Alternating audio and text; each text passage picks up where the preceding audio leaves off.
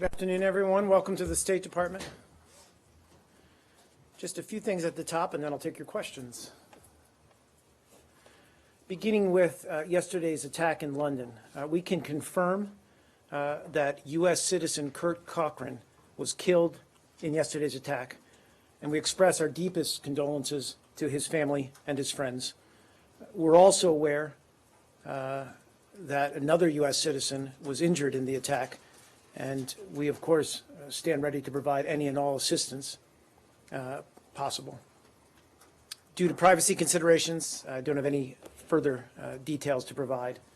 I can say that the U.S. Embassy in London issued an emergency notice or emergency message to inform U.S. citizens in London and surrounding areas of the security incident, and U.S. citizens should maintain security awareness and monitor media and local information sources.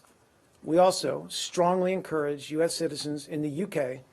to contact family and friends in the United States directly to inform them of their safety and their whereabouts. As President Trump and Secretary Tillerson expressed both publicly and privately yesterday to their respective counterparts, we extend our sympathies to the victims and their families, and we stand ready to assist the UK in any way possible.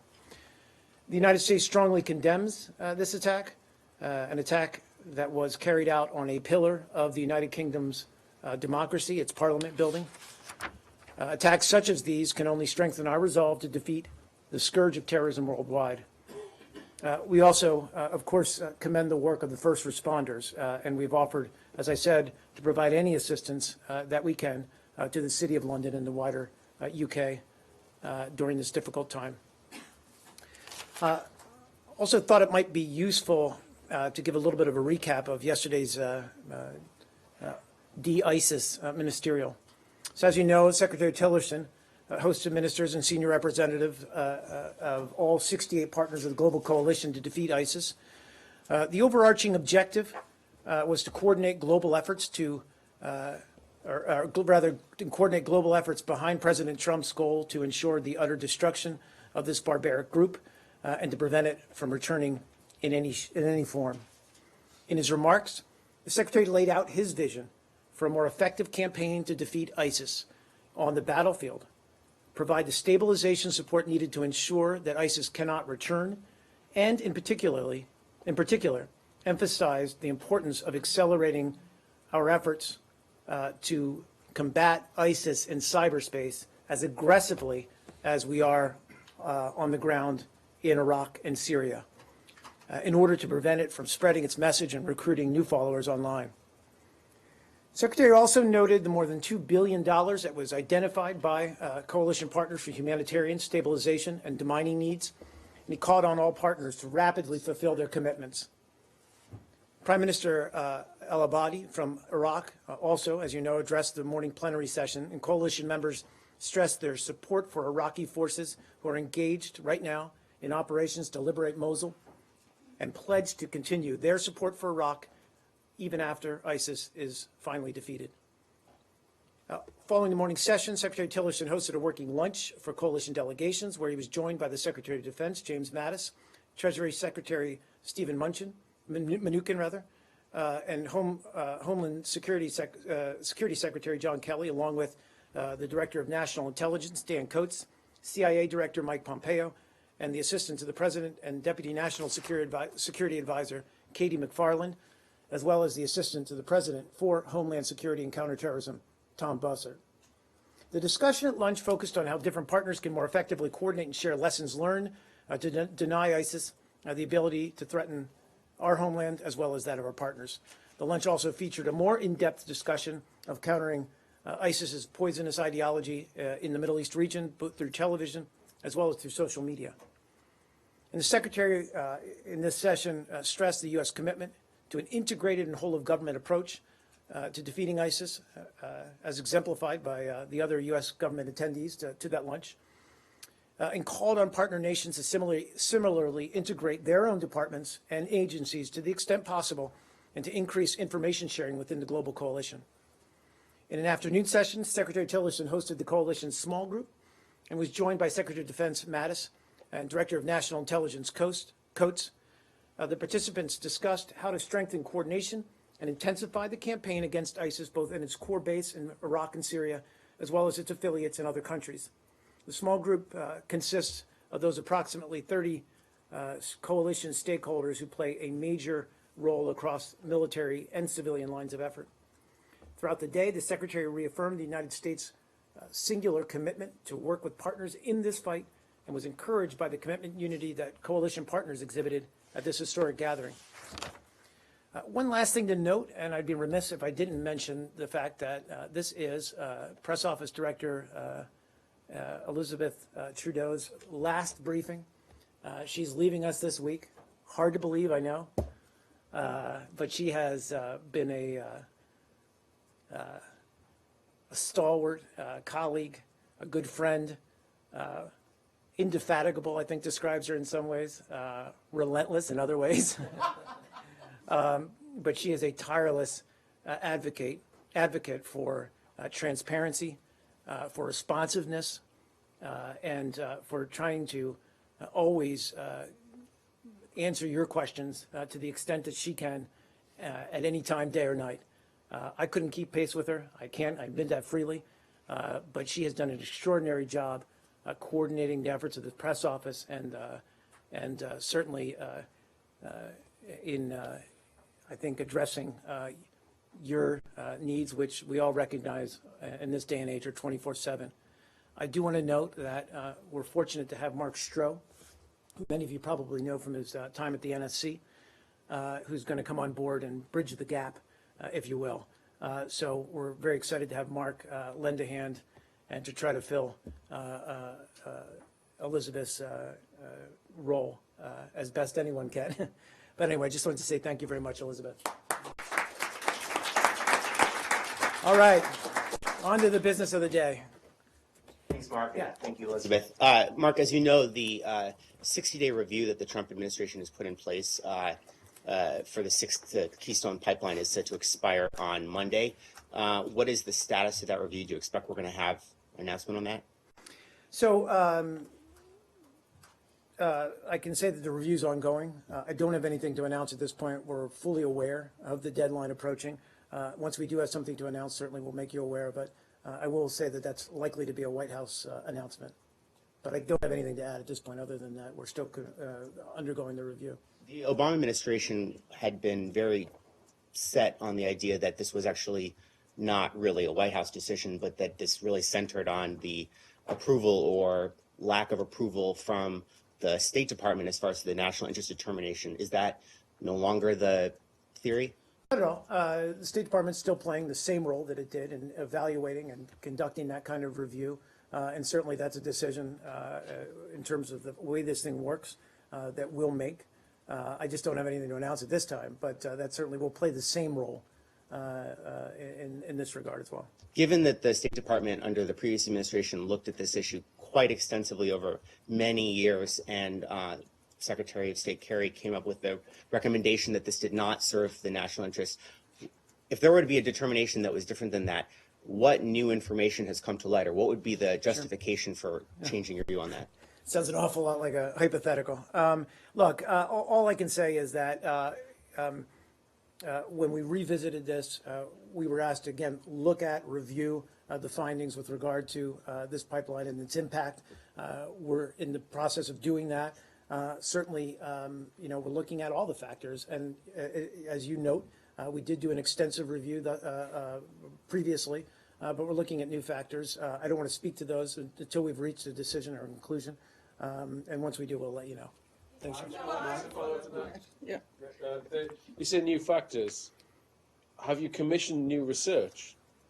My understanding is or that. Looking at what you already knew, but well, again, we're looking at certainly looking at previous data and other factors, but I just don't have anything to add to.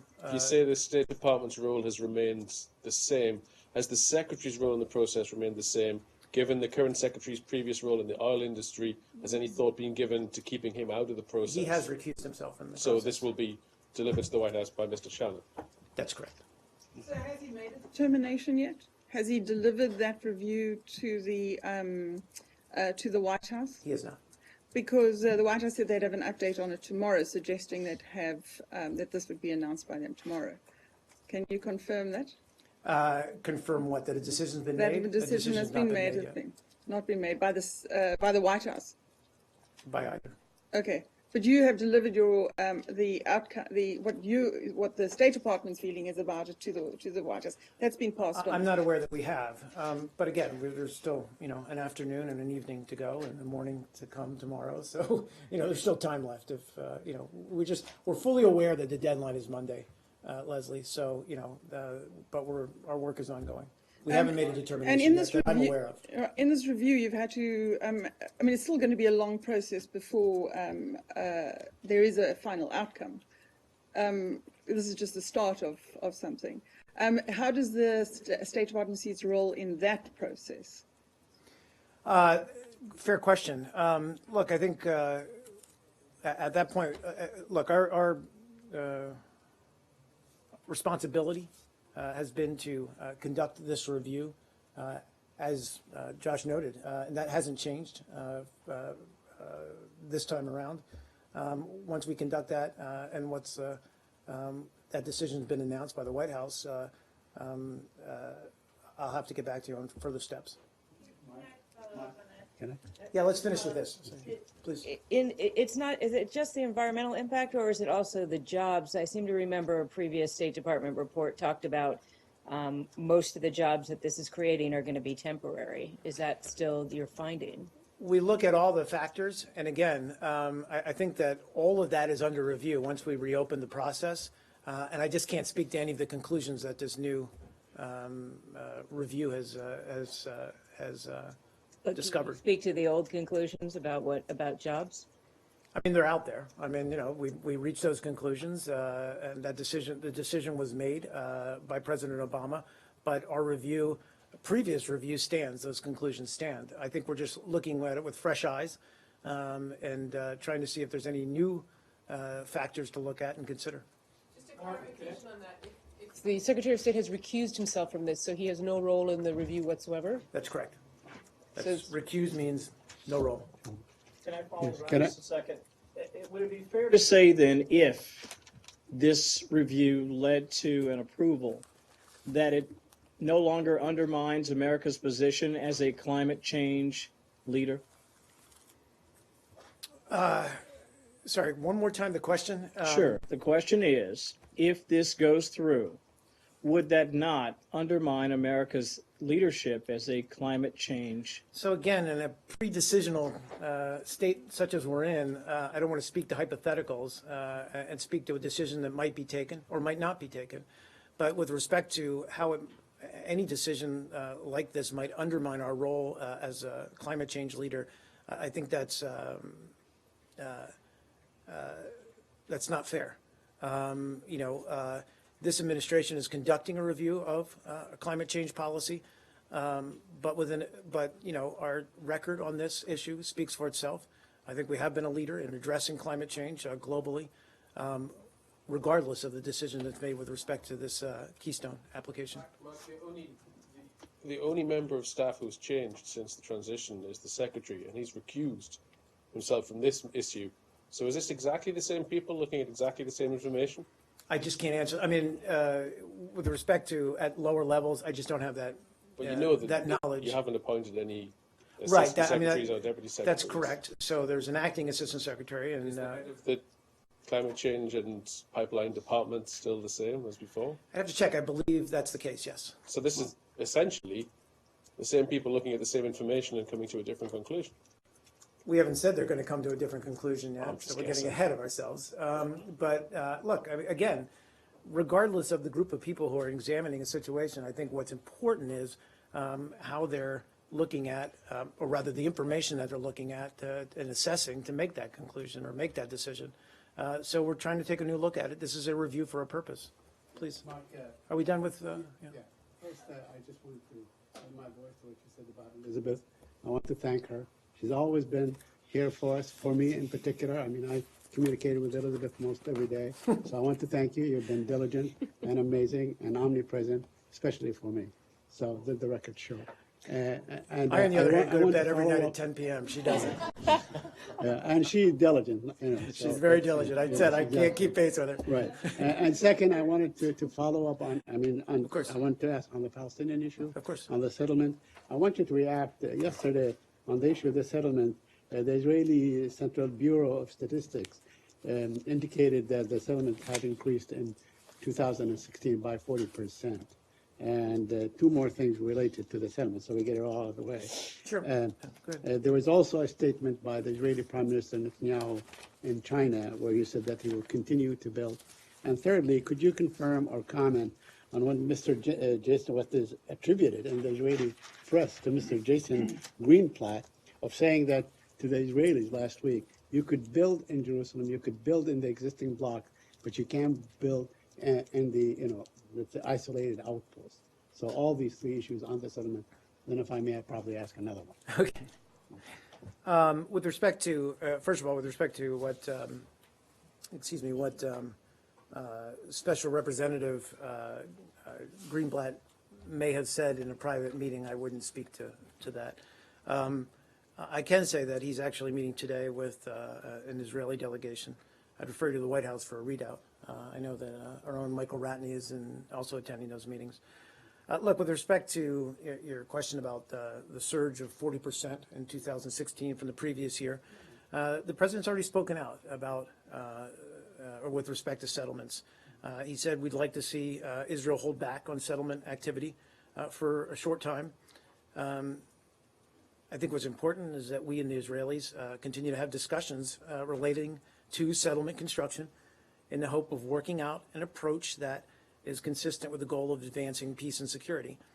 So, again, this is, and we've talked about this before, this is one factor, a factor, that is keeping us from getting back to what we all claim to be the goal here, or all say we want as a goal here, which is negotiations on a final settlement. So with respect to that, we're working with them constructively to try to come up with an approach that allows us to get there. Now, last week, the United States government pressed the United Nations to withdraw the report terming Israel as an apartheid state. Today, in the Israeli press, we saw a video of Israeli soldiers taking an 8-year-old child in Hebron from door to door so he can tell them who was throwing the stones, forcing an older man to translate for the little boy. Would that be really disturbing? Isn't that some sort of an apartheid kind of behavior? Sorry, you're talking about the specific incident? I'm sorry. A specific incident, yes, where they picked up an 8-year-old boy. They took him around, a group of them. I mean, it's shown on Haaretz, it's shown by B'Tselem. They're taking him from house to house so he can point to other boys who allegedly threw stones at the Israeli soldiers. What kind of a behavior is that? Not having seen the video, not understanding the context, I'm very reluctant to speak to what we may or may not be seeing in this. So. Okay. So going back to the initial point that you guys have pressured the United Nations to withdraw the report. Now, if top Israeli politicians and leaders and journalists and so on actually call that apartheid, why is it so outrageous? Call what is going on in the occupied West Bank an apartheid system. Why is that so outrageous to you? You're talking about with respect to? I'm talking about with respect to the report that was issued by Esquire last week, describing the situation in the West Bank and the occupied West Bank as an apartheid system. I think I've explained this several times, Saeed. I mean, we viewed it as an anti-Israel biased report, and we expressed our concerns about it. Look, no one's saying that we don't have frank discussions with Israel when we believe it's taking actions that are detrimental to pursuing a peace process or getting back to the pursuit of a peace process. But we're also not going to stand by while what we consider to be anti-Israel reports are set forth And again, we're going to speak out when we consider those, such reports to be biased. Can I ask you a question about the ISIS meeting yesterday, some course. clarifications? So the Secretary of State talked about setting up interim zones of stability in Syria. Can you define what he meant by that, whether coalition forces would be involved, how that would work exactly? And then I have a follow-up question about what he said about reconstruction, but if I could ask that first. Sure. With respect to the, his comments about these zones, look, I think I don't have a lot of detail to provide. These are all discussions that are still ongoing within the administration. But I think well, let me finish. So what I think what he is looking towards is how do we, once we've defeated ISIS on the battlefield, how do we maintain that? How do we build upon this and stabilize the area so that, these liberated areas, so that local populations can return? And I think what he's trying to do is, what he was attempting to do is speak to the broader problem, which is you have all these displaced people, and how do you get them home again? And I think what, we're confident that we can defeat ISIS on the battlefield. That's not to say we've done it yet. We're not there yet, but we're confident that we've got the progress, that we've shown the ability, working through Iraqi security forces, working through the Syrian Democratic Forces, that we can do that. But what comes next is vitally important, which is how do we stabilize, provide security on the ground so that these local populations can return home. I think what we're looking at in terms of these zones or these areas is how do we protect these populations to get back Just to follow up on that, but to say interim zone of stability is quite a loaded phrase given the debate and discussion, et cetera, about safe zones. So you're saying that the Secretary of State is throwing a sort of unformed idea out there? He's saying it's a good idea to somehow protect the people, but we haven't figured out how we do that yet? No, I think he's offering our view on what needs to be done, but again, we're still discussing specifics about how that looks. I'm sorry. Sure, go ahead. Is it about the zones? Yeah. Yeah, okay. Can I just try and flesh this out a little bit?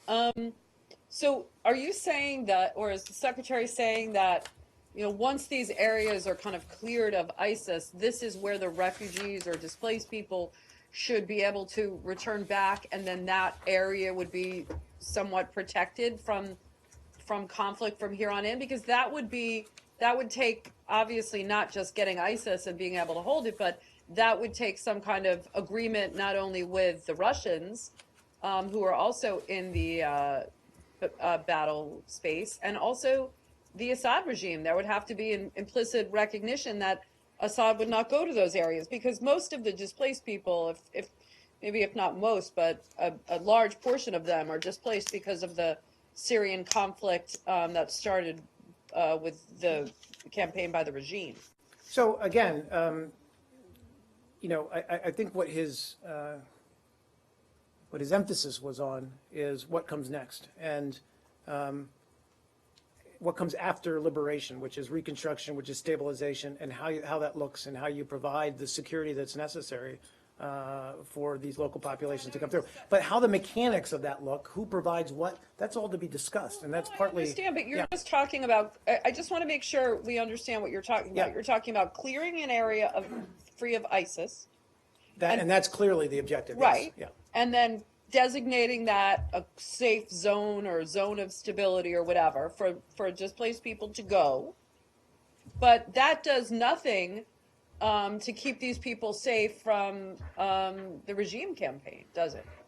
Well, Like, wouldn't you need, is it really going to be a zone of stability or a safe zone if you don't have agreement by the regime or the Russians that they're not going to go hit there? Again, I think what he was trying to address is the need to consider all these factors going forward so that we have a zone of stability for these local populations to return home. He didn't necessarily know, but I'm unable to flesh that out because these are still ongoing conversations, not only with our coalition partners, but within the administration itself. But what I'm asking is, and I understand what you're saying. And I understand what you're asking me, which is how does how does that relate that- to the Syrian civil war and the fact that that ISIS is not the only people, that the whole concept of safe zones from the very beginning was not really about protecting them from ISIS. The whole concept of safe zones or no-fly zones for the So- last 6 years has been Yeah, about so there's a lot of conflation Assad here, regime. and let me try to address that. So you are talking about, and understood, that there was a lot of talk, certainly with respect to the civil war that's ongoing, and we all recognize that Syria is a very complex battle space, if I could put it that way. There was talk of safe havens or safe zones. It's not what we're talking about here, and it's not the focus of what he was talking about yesterday, which was just when he was addressing the coalition members. He was very clear that our number one priority with respect to the region is eliminating ISIS. That's not to say that we've forgotten or that we're disregarding the conflict, the civil war that's ongoing in Syria. But first and foremost, and he said this, he said, when everything's a priority, nothing's a priority. Our priority is defeating ISIS and creating the conditions so that they can't return. And so that's going to be our focus going forward. That's not to say that we've forgotten about what else is happening in Syria. see how it could be a zone of stability or a zone of safety or a safe zone for these people to go. I mean, maybe they're not being hit by ISIS, but I mean, I think, don't you recognize that you would need some agreement from the Russians or the regime?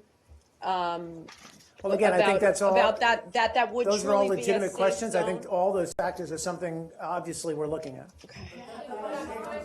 It's not like a no-fly zone No. where you need protection or a safe zone. No. Is it like a relay station? So it's a holding area where people are on their way back to their to their homes and fair question. villages. Implications. I mean, here the budget outline projects that there will be less money for what is called nation building or reconstruction or other civilian needs.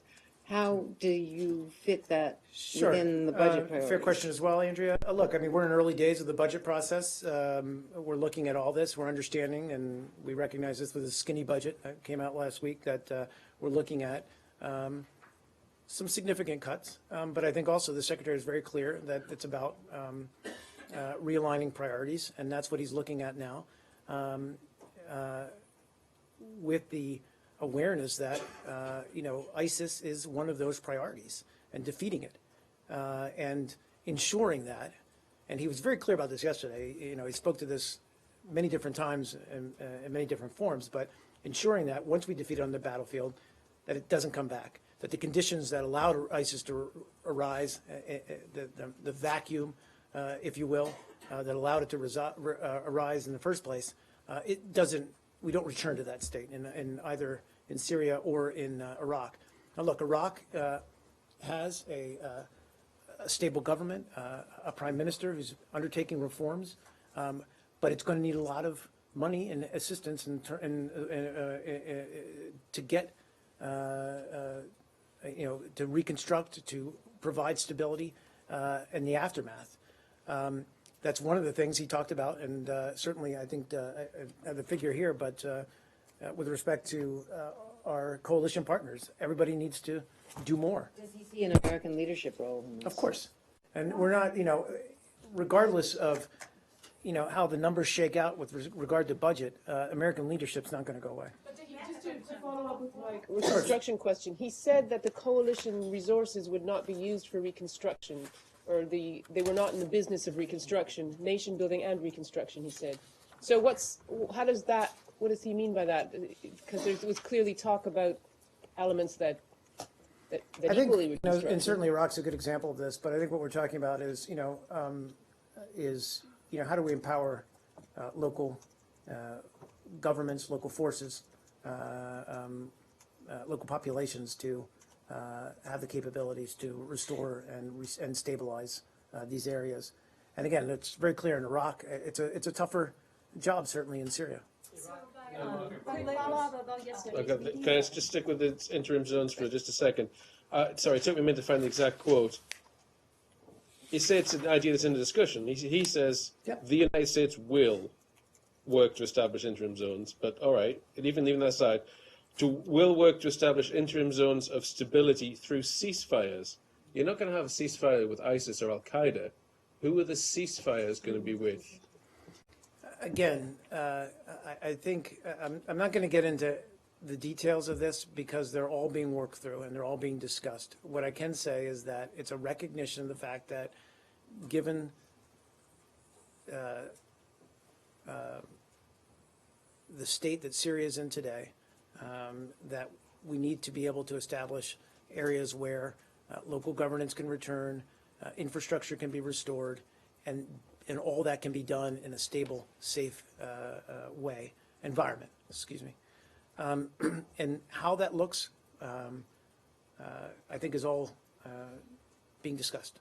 Was it a mistake to use the term interim safe zones in the Secretary's speech without having more information for us? I don't think so. I think, look, this was a chance for him to lay out how the U.S. views the effort to defeat and maintain that defeat of ISIS going forward.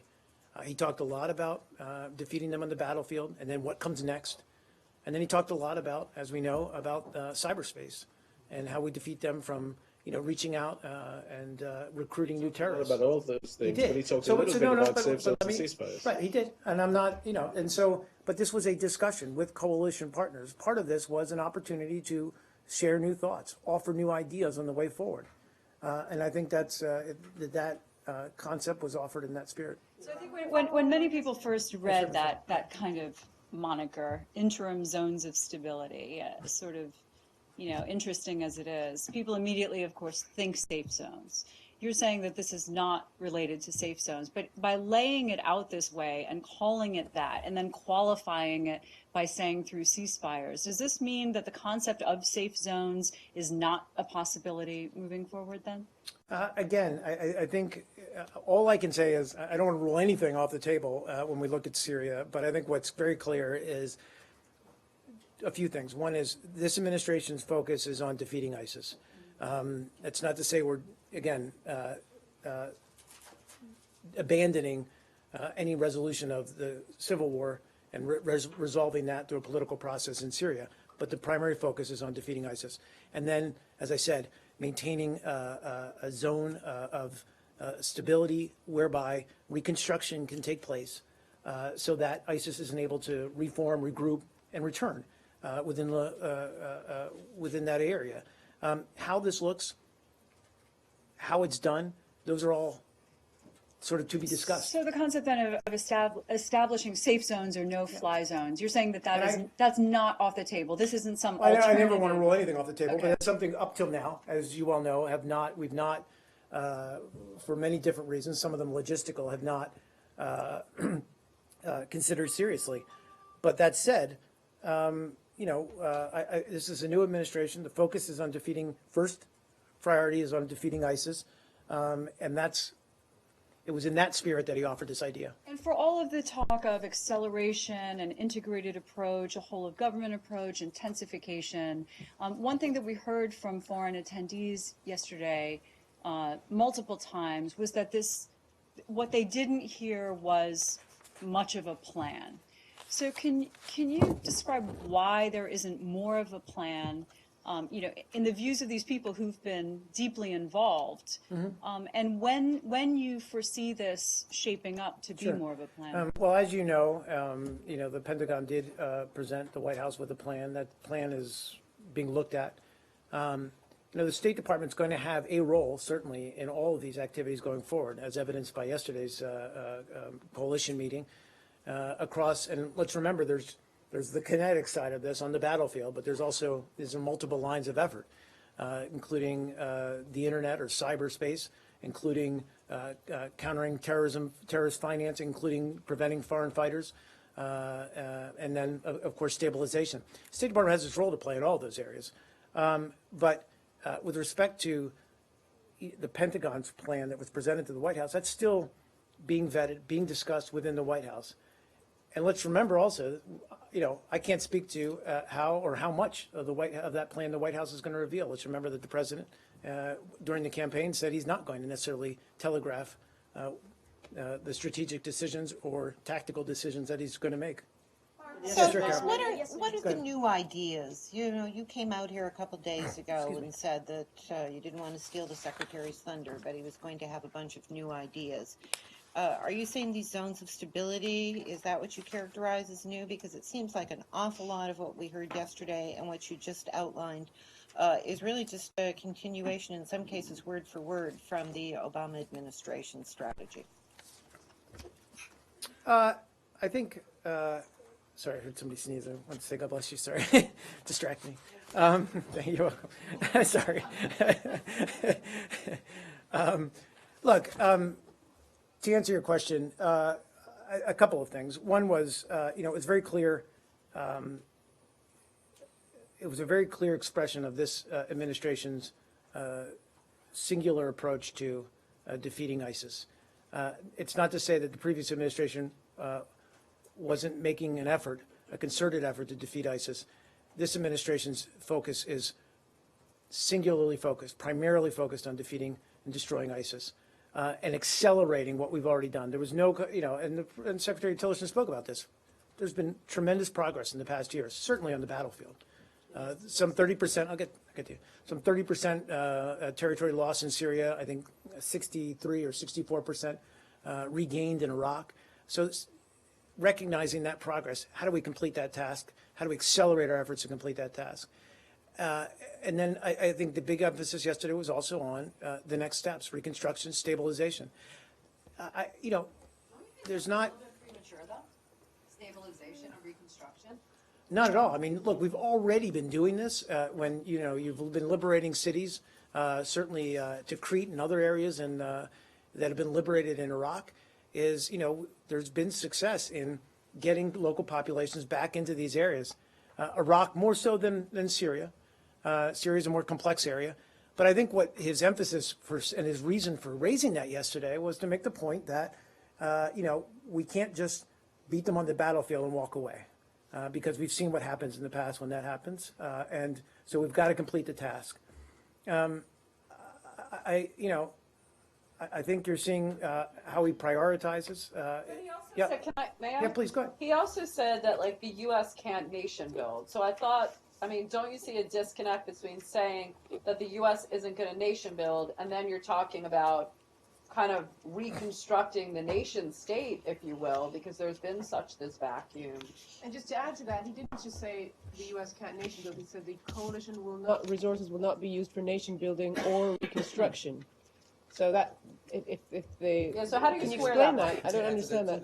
We're also talking about increases to the Pentagon budget and huge cuts here. How does that factor into the fact that we're now moving away from a military campaign towards stabilization and reconstruction?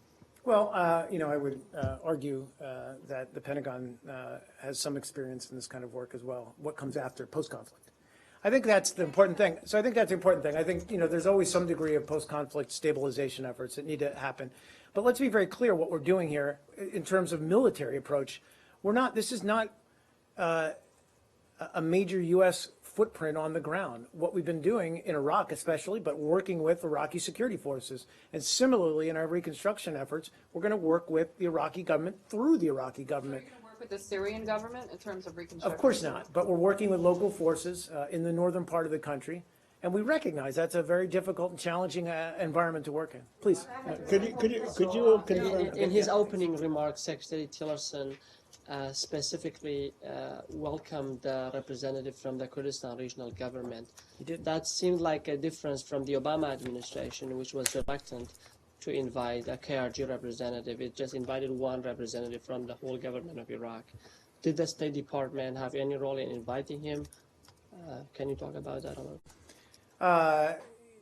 I'm not going to draw comparisons. We've been very clear in this administration, the previous administration, our deep respect for the role that Kurdish fighters have played in the fight against ISIS, and we have great respect for the sacrifices, and also great respect for what capable forces they are and the role that they played thus far. Did you? Just to be clear, did you invite him, or was he? No, I believe he was brought as part of the Iraqi delegation. Go ahead. Can I ask a question about public diplomacy and press? No, can we go back to I would just stay love in- that, but we'll finish up. Guys, I'm up here for a limited time, so let's finish. Go ahead, Elise, and then last question on, yep. You, when this gentleman asked about the cuts to the State Department funding, and you said, well, the Pentagon has some experience in that too. Are you saying that some of those, that the Pentagon is going to take a greater role in the reconstruction and? I think we're all, sorry, I think we're all looking at, first of all, we're projecting forward here for the FY 18 budget, so that's down the road a ways. We're still in early days with respect to the budget, so I'm not trying to signal or telegraph anything here. All I'm saying is the Pentagon, the Department of Defense has been, our partner, the State Department. I mean, this is an interagency defense effort. secretaries have said that like they don't want to be in that business anymore, and that the State Department should play a greater role in doing that. Look, again, I think, Including, I think Secretary Mattis. well, Secretary Mattis was here yesterday. He's aware of the challenges. I think there's no daylight between the way Secretary Tillerson thinks about the next steps or the way Secretary of Defense Mattis does. Please. You talked about the $2 billion. You talked about the $2 billion that there had already been commitments more than $2 billion. How much have you actually I got don't in have the an answer for you pocket? on that. And was additional funding raised beyond this $2 billion yesterday? I don't believe so, but I don't have an answer for you with respect to who's stepped forward yet. I think we'll leave that to the individual members to speak to that. We're still looking at that. We also seen that the Taiwan's representative also attend that meeting in this building yesterday. And also the President of Taiwan also addressed that Taiwan will keep devoting into the humanitarian assistance. I just wondering that do you have any comment on that? We certainly appreciate those contributions, as we appreciate the contributions of all coalition members. And I think it's an important thing to emphasize is that big or small, whatever role any coalition member can play and partner can play, we appreciate it. I think what the message yesterday was, we all need to see how we can do more to finish this. It's quite rare that Taiwan's representative.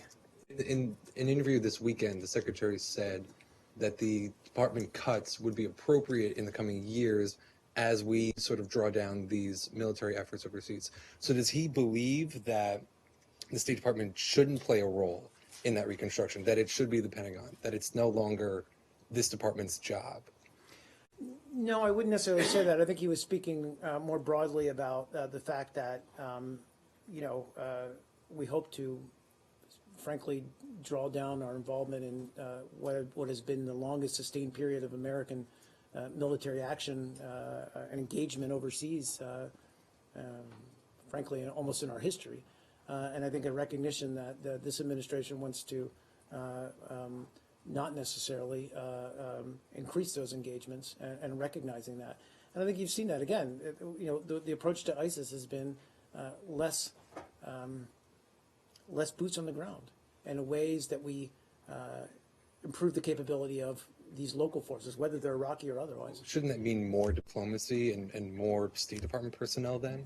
Well, it does. And again, a budget is a budget. You decide within, as the leader of the department, you decide how the money's going to get spent and what the priorities are. The priority in this case is defeating ISIS. Can we, yeah, please. You said less boots on the ground. I thought we were adding forces in Syria. Again, I don't want to necessarily, I'm aware of, the reports out of yesterday. What's that? Doubling forces in Syria. Again, but I'm drawing the comparison to previous efforts in Iraq and others, and Afghanistan. Go back to Asia. Yeah, I'm happy to change subject, yeah. Asia? Let's go to Asia. Okay. So I just want to clarify something first. So you're saying the first priority is defeating ISIS, the singular focus is defeating ISIS. Are you talking about just the region or as a whole? Well, and I have again, a follow-up. I mean, look, we're the United States, we're the Department of State, we need to be able to chew gum and pat our heads, or whatever the expression is. Walk and chew gum, that's it. At the same time. Yeah, that's rubber tummy. Thank you. And so, what I'm trying to say is we need to be able to do multiple things at once. Everybody recognizes it's a complex world, and there's lots of security challenges out there.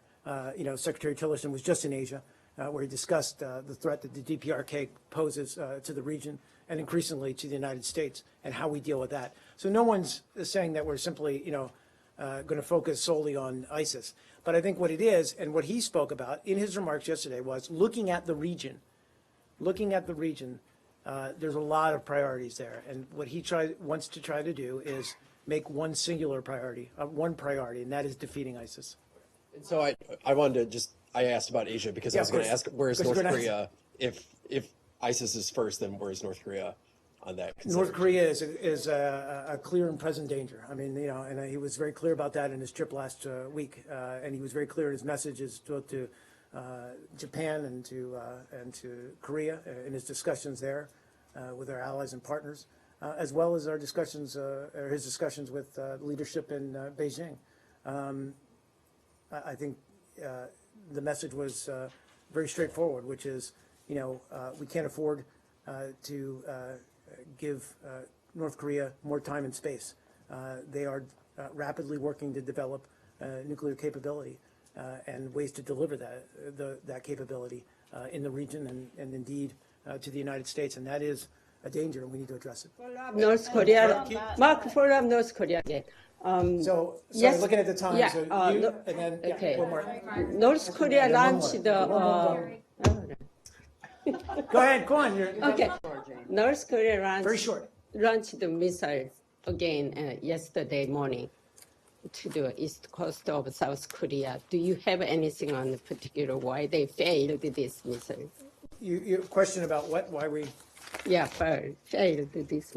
I mean, beyond look. I mean, this is yet another provocative act by North Korea. We strongly condemn it, of course. We call on North Korea to refrain from these kinds of actions. It's threatening international peace and stability.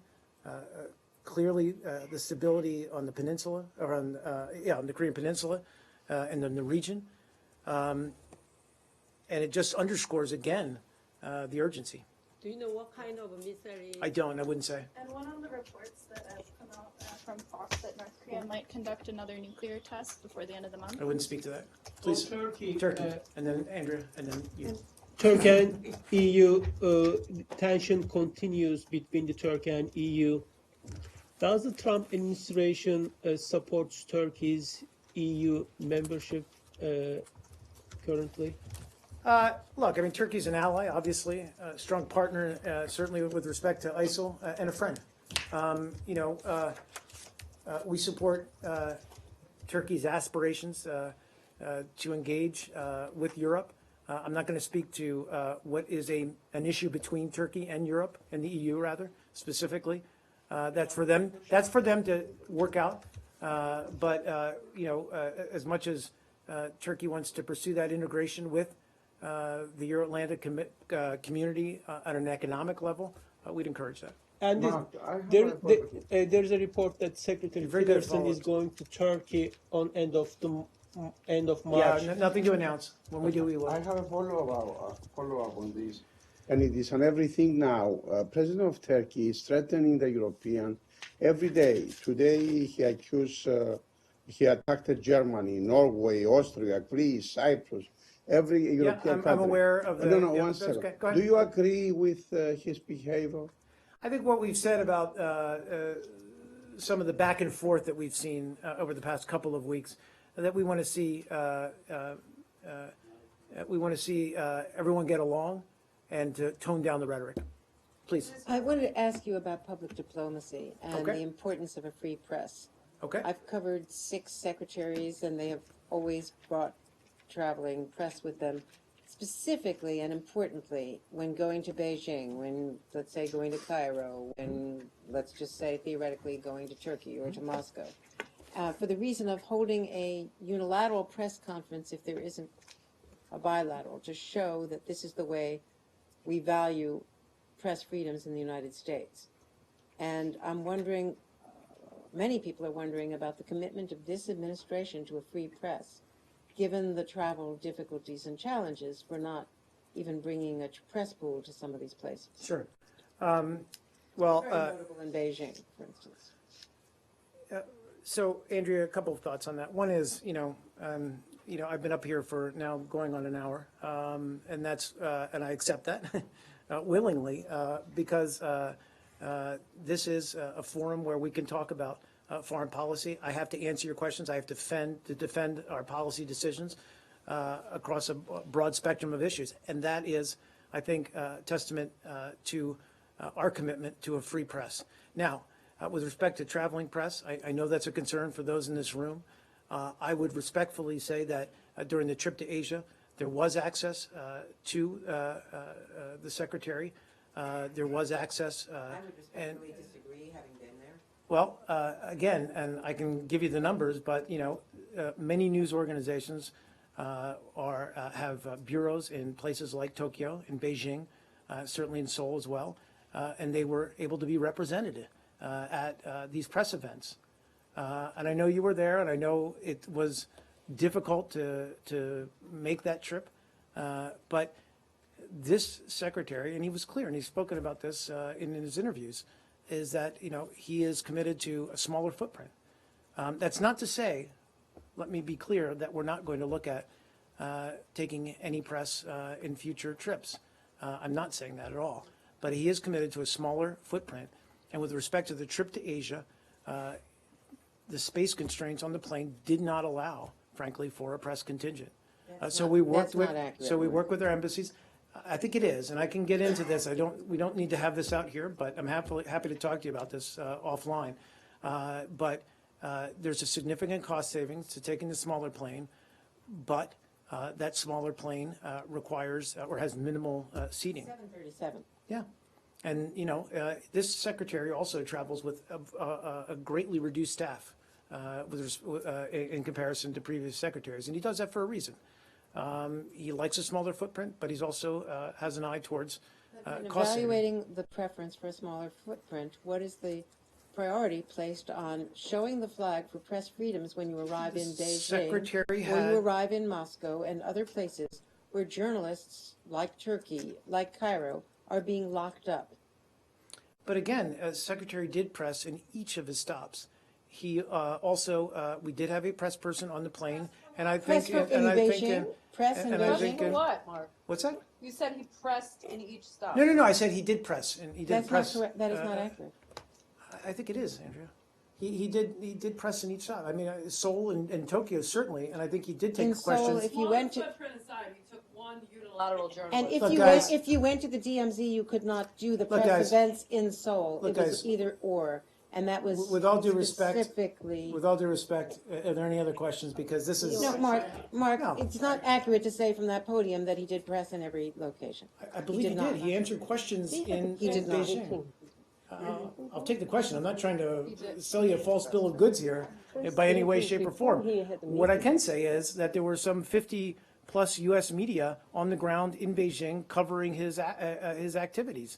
And again, partly, I recognize that meant journalists flying commercially, but also, bureaus like, the New York Times, other major media outlets have bureaus in places like Beijing, in places like London, in places like Moscow, and those are journalists who know the issues and can cover the issues as well.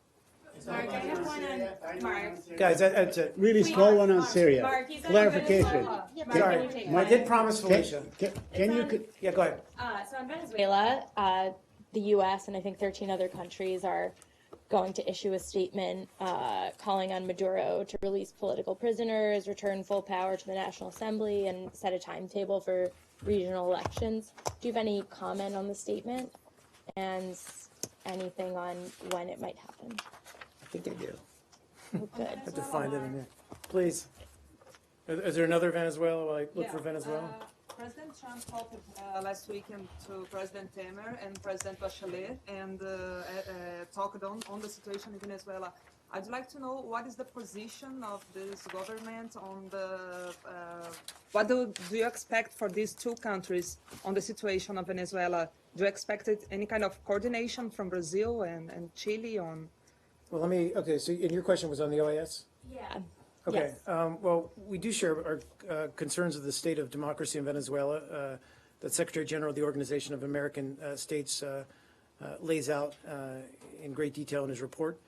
We believe his report merits serious consideration by the OAS Permanent Council. Let's be clear, we're not pushing for Venezuela's expulsion from the OAS at this time. However, we do think the OAS is the appropriate venue to deal with the ongoing situation in Venezuela. And then, in broad response, elections are essential to securing accountability, and the Venezuelan people deserve a voice in creating solutions to the myriad economic, political, and social and humanitarian challenges that they face. So we urge the Venezuelan government to comply with its constitution. President Maduro should permit the democratically elected National Assembly to perform its constitutional functions and should hold elections as soon as possible. And the United States calls for the immediate release of political prisoners in Venezuela, and that includes Leopoldo Lopez. Thanks, everyone.